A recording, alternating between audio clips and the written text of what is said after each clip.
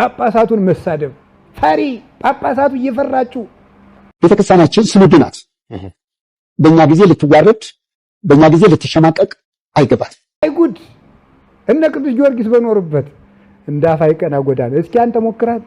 አባቶች የቅዱስ ሲኖዶስ አባላት ወተን ትክክል አይደለም ብለን የመጋፈጥ ኃላፊነት አለብን። ያለበለዚያ ግን በህዝብ ዘንድ መጠላት በህዝብ ዘንድ መሸማቀቅ እየመጣ ነው። ያገኘነ ሰው ሁሉ ጉልበቱን የሚሞክር በክርስቲያኖች ነው። ጉልበት አለኝ የሚል ሁሉ መግደል እንደሚችል የሚያረጋግጠው እኛን በመግደል ነው። ሰላም ጤና ይስጥልኝ። እንዴት አላችሁ? እግዚአብሔር የተመሰገነ ይሁን። ወቅታዊ በሆኑ ጉዳዮች ተመልሼ መጥቻለሁ። እንግዲህ ስለ ቤተክርስቲያን ዝም አንልም፣ የክርስቲያኖች ደም መፍሰስ ይቁም በሚል መሪ ቃል ለ3 ቀናት እንግዲህ የሚዲያ ዘመቻ እንደተጀመረ ሁላችሁም ታስታውሳላችሁ፣ ታውቃላችሁ።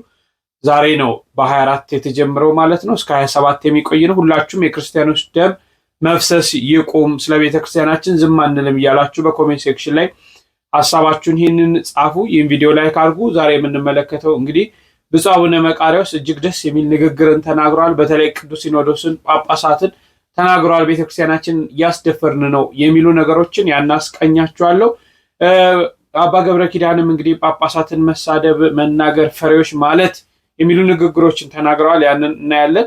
ሌሎችንም ክርስቲያኖች ለምንድን ነው እንድንሞት የሚደረገው ምክንያቱ ምንድን ነው የሚለውን የምንመለከት ይሆናል። እስከ መርሐ ግብሩ ፍጻሜ አብራችሁን ቆዩ። ላይክ ማድረጋችሁን ቤቱንም ሰብስክራይብ ማድረጋችሁን እንዳትረሱ። እስቲ በመጀመሪያ ይህን ተመልከቱት።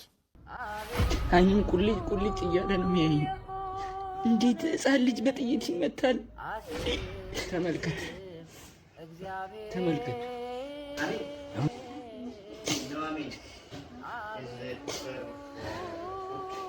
ማለት እኔ አቅም አጣሁ። እግዚአብሔር አቅም ጉልበት አጣሁ።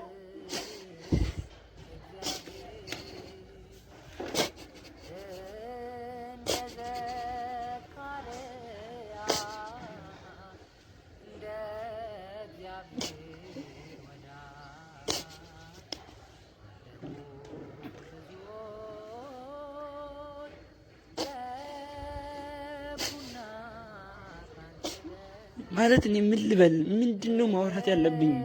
እኔ አላቅም።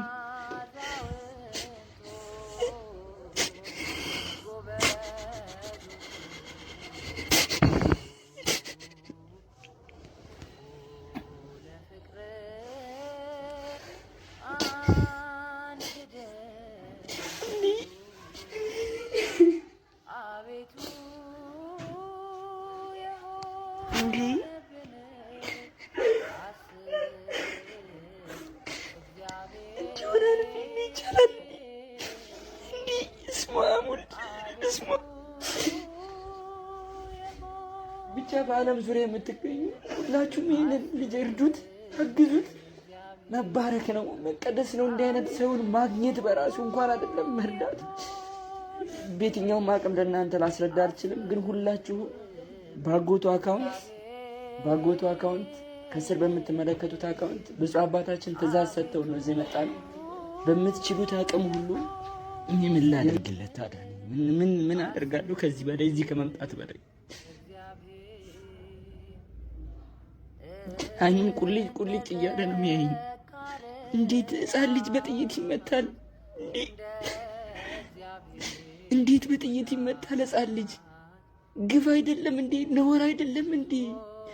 ኃጢአት ወንጀል አይደለም እንዴ? እንዲህ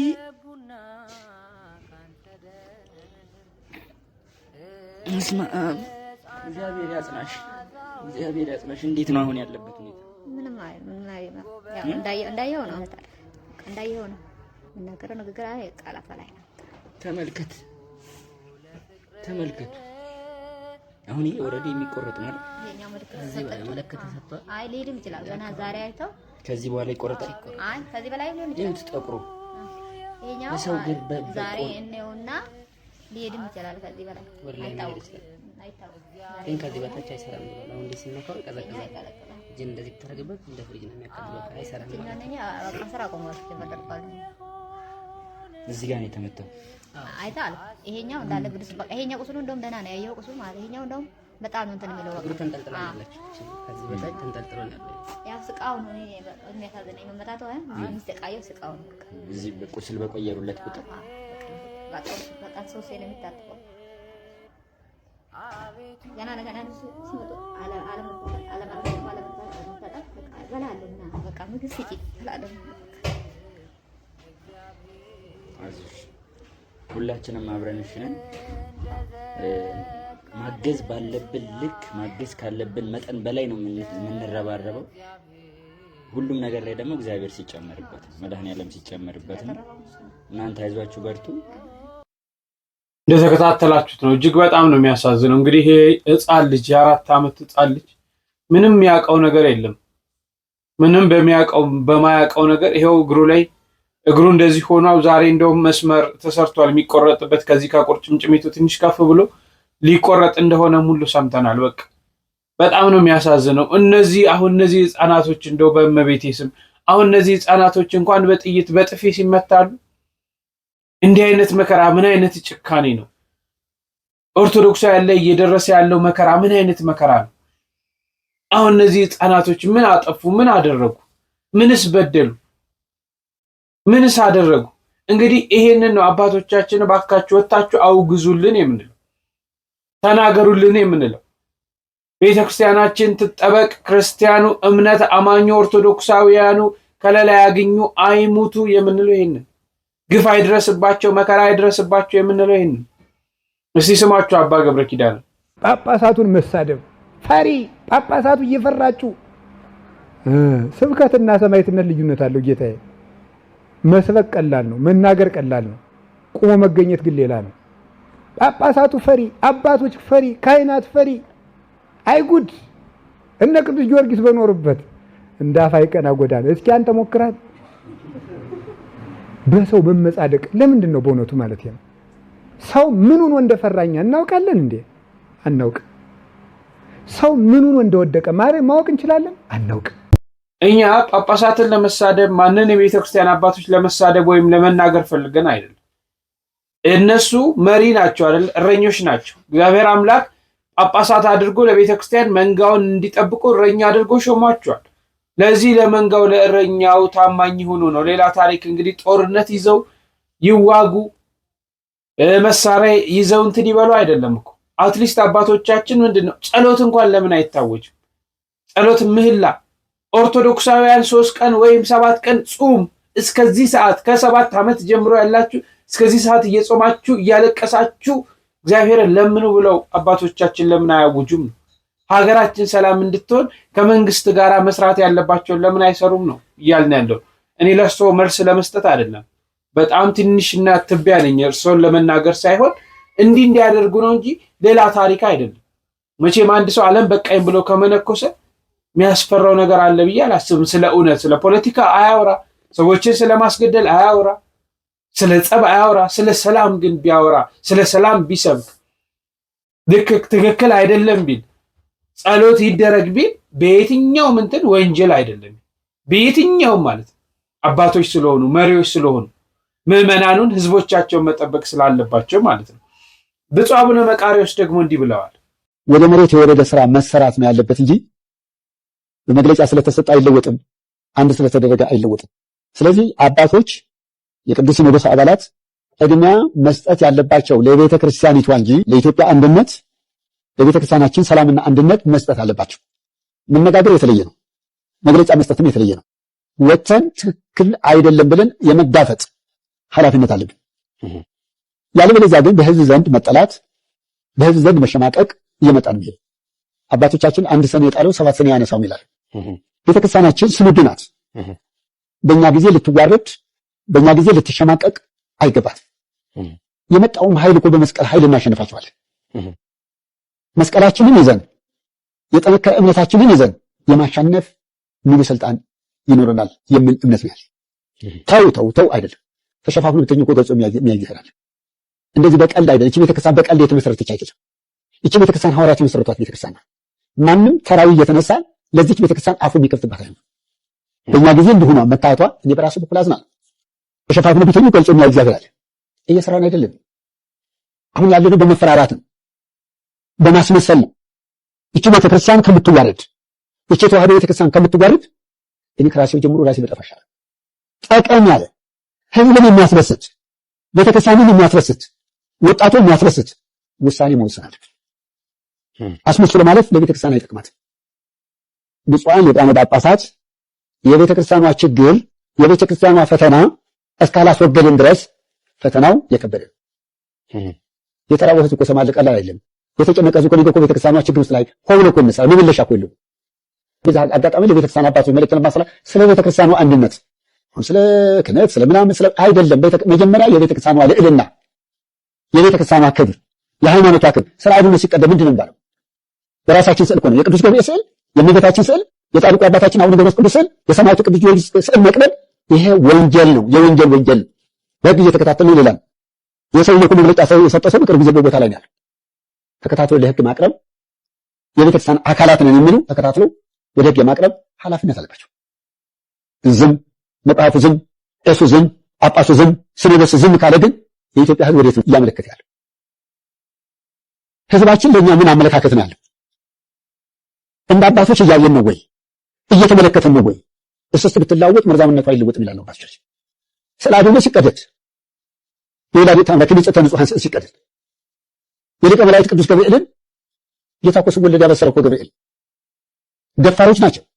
እንደዚህ የሚቀዱ ወንጀለኞች ናቸው። የኢትዮጵያን ልዕልና የሌላቸው ሀፍረተ ቢሶች ናቸው። ወንጀል ነው። ኢትዮጵያ ኢትዮጵያ ናት። ወደዳችሁም ጠላችሁ ከመስራት እስከ ሐረር ከጫፍ እስከ ጫፍ ድረስ ያለ በሙሉ የኢትዮጵያ መሬት እንጂ የዚህ መሬት የሚል ነገር የለም።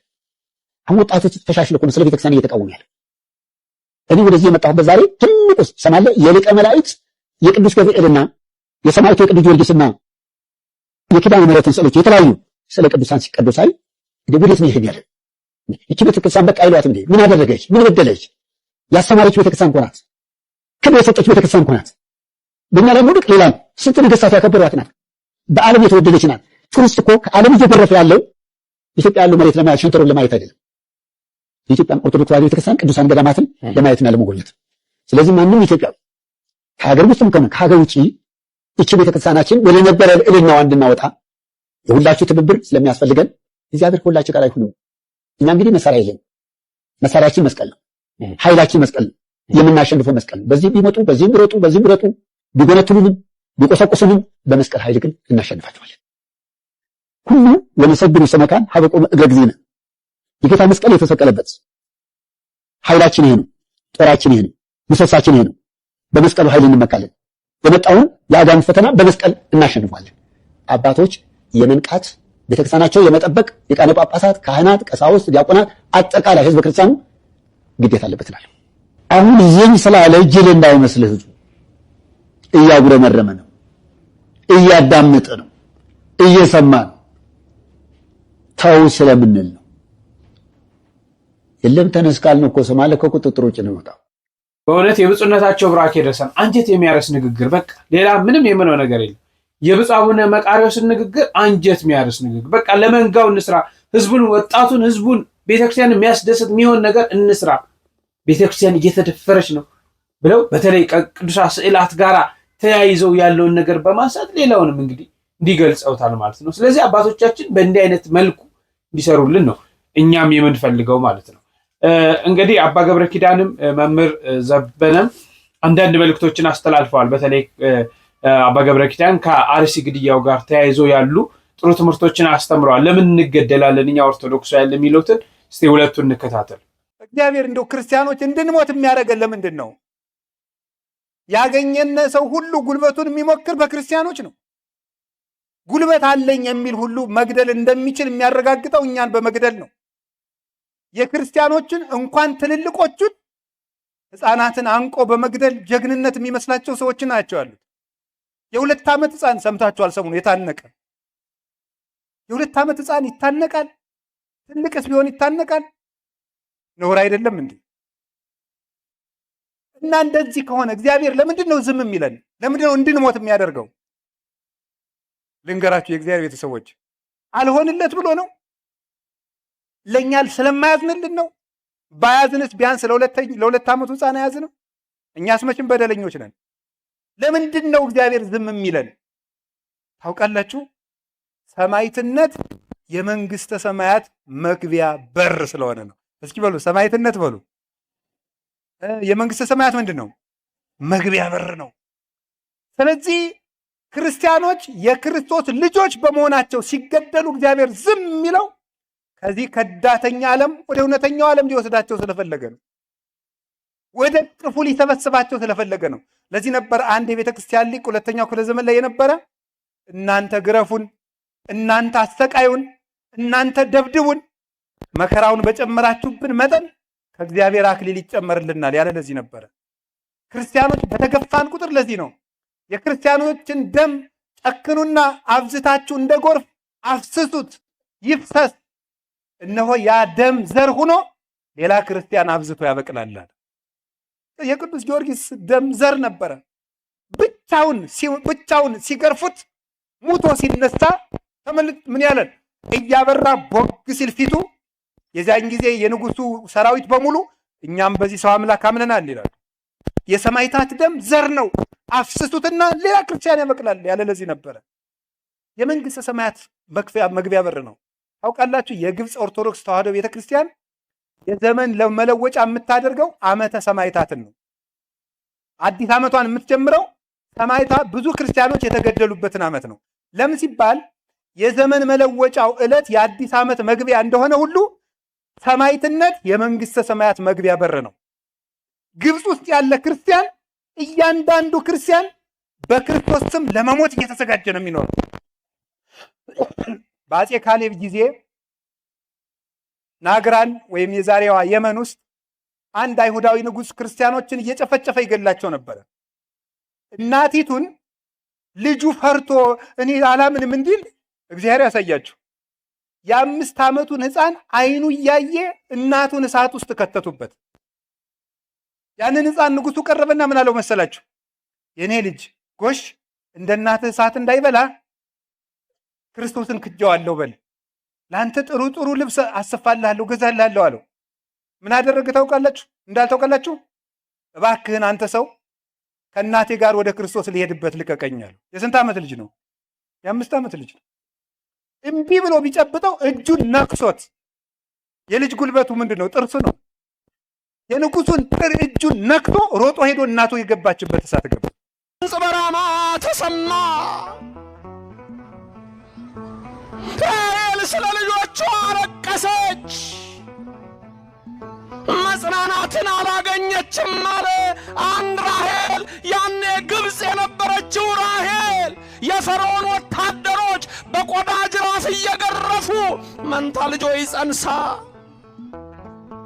ባሏ ስምዖን ሞቶ በባልሽ ፈንታ ጭቃር ገጭ ብለዋት ጡብ ስታቦካ 9 ወር መልቷት ምጥ መጥቶባት እባክህ እያለች ስትለምነው ወጥቼ ልገላገል ብትለው የባሪያ ደም ጡቡን ያጠብቀዋል ብሎ 2 ልጆቿ ወጥተው ወዲያውኑ በጭቃ ውስጥ ሞቱ። ራሔል አለቀሰች፣ ራሔል አነባች፣ እንባዋን ወደ ሰማይ ረጨች። ያሎኑ በዚህ ሰማይ አምላከ እስራኤል አዶናይ አለች። በውኑ በዚህ ሰማይ እግዚአብሔር አለ? የልጆችን ደም የሚያይ አለ። ግድ የላችሁ መከራ ሲበዛ የሌለ እንዳይመስላችሁ አለ። ደመና ሲሆን በቀን ፀሐይ የሌለች እንዳይመስላችሁ፣ ደመናው ስለጋረዳችሁ እንዳይመስላችሁ አለ እግዚአብሔር። በማደሪያዬ ሆኜ በጸጥታ ተቀምጬ ሁሉንም አየዋለሁ ይላል የኔና የእናንተ አምላክ። ጊዜ ገቢር ለእግዚአብሔር የሚሰራበት ጊዜ አለው። እሱ ሲሰራ ማንም የሚናገር የለም። ያኔ በአፍንጫ ውስጥ ትንፋስ ባህርን ይከፍላል። ፈርዖን ደም አፍሳሽ ይሰጥማል፣ ይችላል። የኔና የእናንተ አምላክ ይገለጻል። የኔና የእናንተ አምላክ ያደርጋል። የኔና የእናንተ አምላክ ማንም የማይሰራባት ሰዓትም ትመጣለች ይላል። ስሙ መስጉን ይሁን። ራሔልም ጋር ሲገቡ መቃብሯ ራሔል አለቀሰች የሚለው አንድም ቤተ ክርስቲያን አለቀሰች ነው። ቤተ ክርስቲያን ነች ራሔል። ልጆቿ በምንፍቅና ተበሉ፣ በጣዖት ተበሉ፣ በዲያብሎስ ተበሉ። ራሔል ቤተ ክርስቲያን ታለቅሳለች አለ። ባቢሎን በላቻቸው፣ ሴቲቱ አጠቻቸው፣ አሰከራቻቸው። የዓለም ነገሥታት ሁሉ ከጽዋው እየጠጡ ሰከሩ ይልሃል ዮሐንስ በራእዩ 17። ግልሙትናዋን ተከተሉ ይላል። ሐምራዊ ቀሚስ መለበሰችው የወርቅ ጽዋውን እየተጋርኩ ሰከሩ ይላል። ሌላ ግን ጽዋ ይመጣል፣ ከባድ ጽዋ። መዝሙር 74 ላይ አሳላፊውን ይጠራዋል አለው። አሳላፊው ሊቀ መላእክት ቅዱስ ሚካኤል ነው። አተላው ሳይቀር ጋታቸው ይለዋል። ፍጻሜው ከባድ ነው። ይሰውረን እግዚአብሔር፣ እግዚአብሔር ይሰውረን። ነዱዲያኖስ ቅዱስ ጊዮርጊስን 3 ጊዜ እኮ ነው የገደሉት። 3 ጊዜ ነው የገደሉት። በተለይ አንድ ቀን እየተነሳ ኢየሱስ ክርስቶስ ይመጣና ግንባሩን ስሞት ጊዮርጊስ የኔ ልጅ ሲለው እንደገና ሕያው ይሆናል። አልዓዛርን ከመቃብር ያወጣ ጊዮርጊስ ተነስ ሲለው እንደገና ይነሳል። ጊዮርጊስ ማለት የሃይማኖት ገበሬ ማለት ነው። የሰማይቱ በረከት በእኔና በእናንተ ላይ ይደር። አንድ ቀን በደብረ ይድራስ ተራራ፣ የተራራው ስም ይድራስ ይባላል፣ ፈጩት። ቅዱስ ጊዮርጊስን ፈጩት። ይሄ ሁሉ የሚነገረን ለምን መሰላችሁ? እኔና እናንተ እንድናውቅ ነው። የፈሪሳዊ የፉኝት ልጆች ግን አሁን ይሄን ሲሰሙ ይደነግጣሉ። ከየት አመጣው መምህር ዘበነ? ጊዮርጊስ የሚባል የለም ሊል ይችላል። ጊዮርጊስ ገብተህ ዲክሽነሪ ላይም ገባና ጆርጅ በል። ሴንት ጆርጅ በጣም የታወቀ ቅዱስ ሰማዕት ነው። አንድ ጊዜ ሰምቻቸዋለሁ። አንዳንድ ጠምጥሞ የሚናገሩ ልባቸውም ተጠምጥሞ ምንም የማይገባው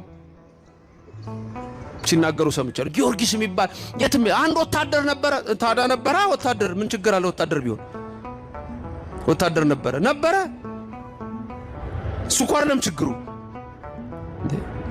እየተለወጡ እየመጡ አጠቃላይ ዘመነ ሰማዕታት ላይ ወታደሮች አሉ። ምን አንገታቸውን የሰጡት ፍጭት ታረጉት። አንድ ቀን ጊዮርጊስና ይድራስ ተራራ ላይ ዘሩት። ይሄ ሁሉ የምትሰሙት ነው አይደል? እዚህ ይነገራችኋል። ገድሉን ትሰማላችሁ።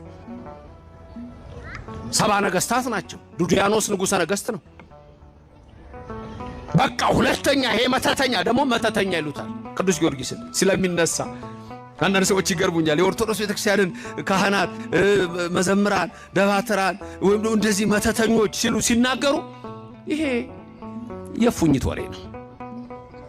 የእባቡም መንታ ምላስ ንግግር ነው። እግዚአብሔር ከዚህ ሰውራችሁ።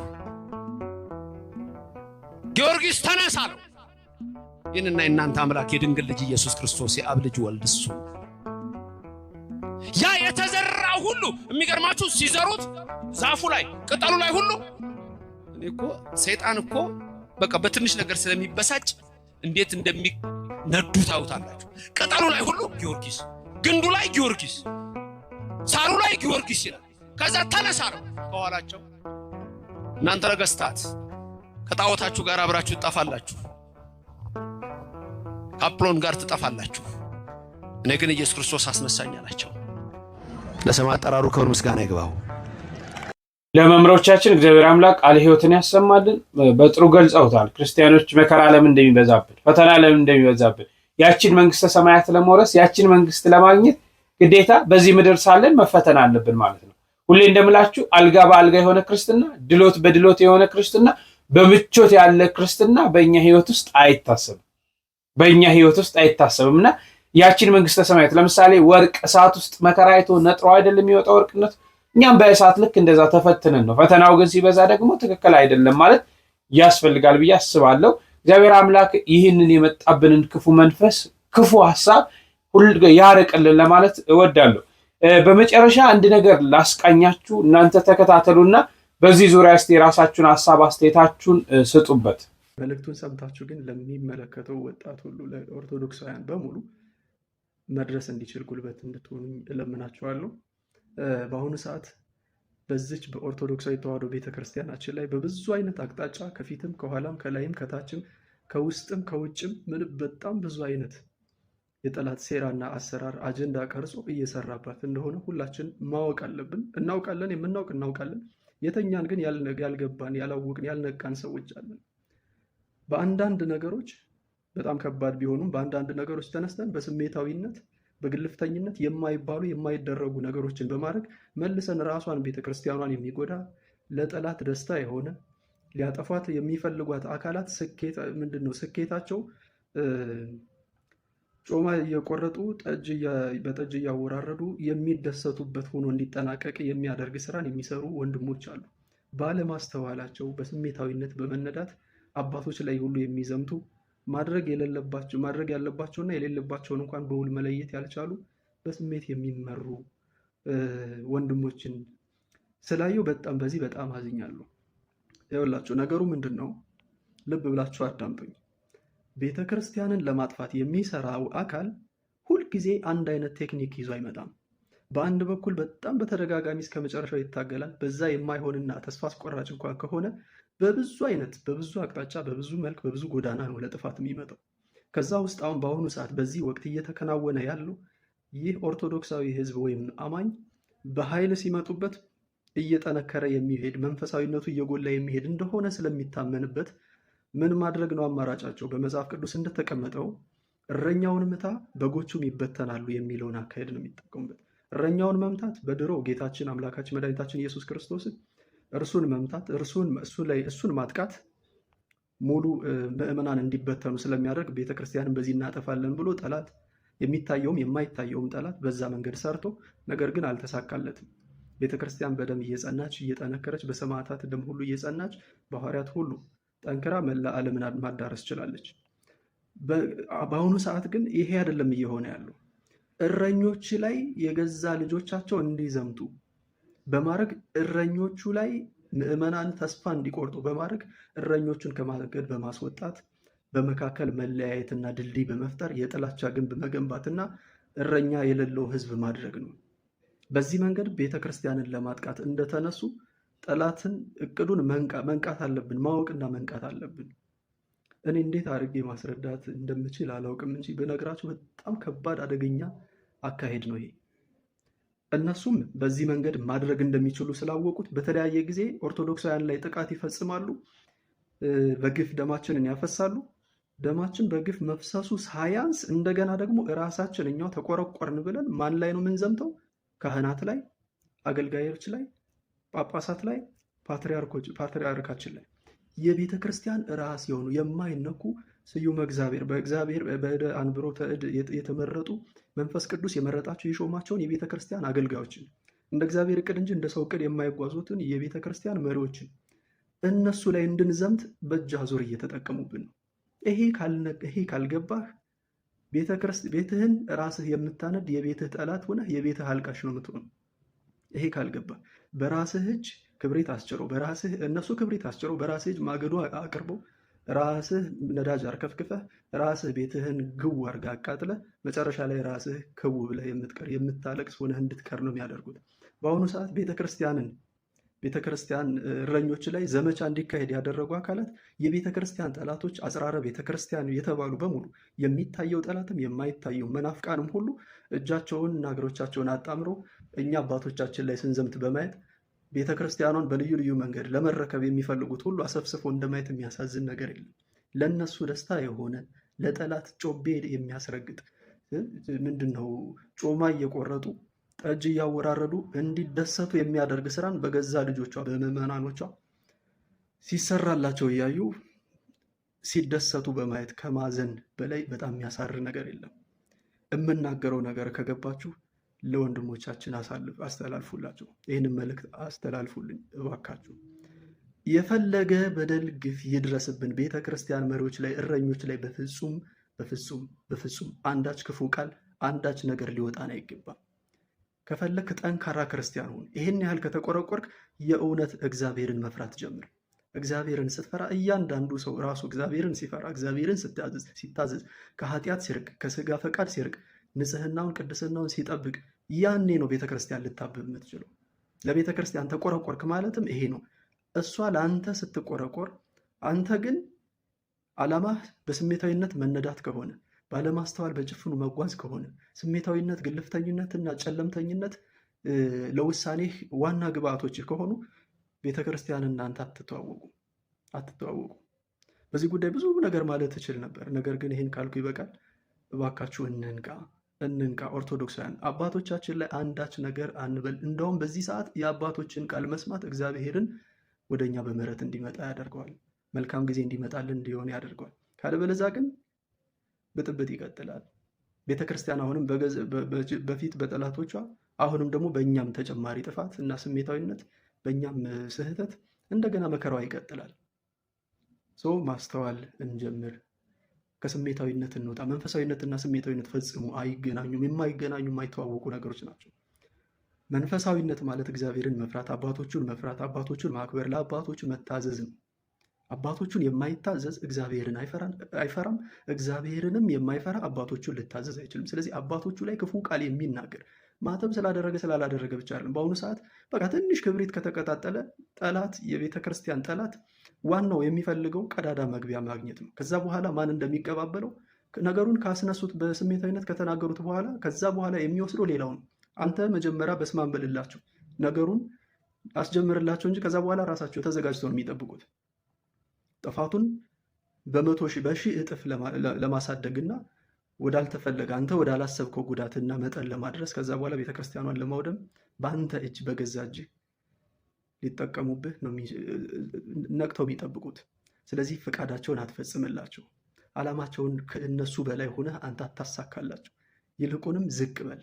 የፈለገ ነገር ቢሆን ስሜትህን ተቆጣጠር። ዝም በል፣ ጸጥ በል በለው ስሜትህን። አባቶቼ ያውቃሉ በል። አንተ አይደለም ቤተክርስቲያንን ያኖርካት፣ የምታኖራትም አንተ አይደለህም። አንተ ነህ በቤተ ክርስቲያን ውስጥ የምትኖር። ቤተ ክርስቲያን በመንፈስ ቅዱስ ነው የምትመራው። አባቶችንም የሚያንቀሳቅሳቸው በፈለገ ጊዜ የሚያንቀሳቅሳቸው የሚያሰራቸው መንፈስ ቅዱስ ነው።